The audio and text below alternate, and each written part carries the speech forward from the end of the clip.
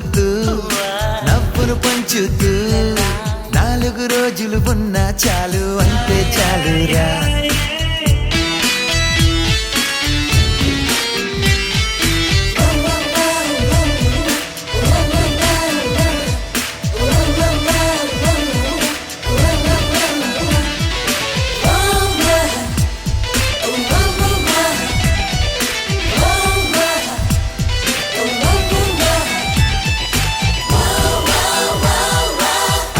పండుని పొందాలి అంతా ఆనందం అందిన వెంటనే పంచాలి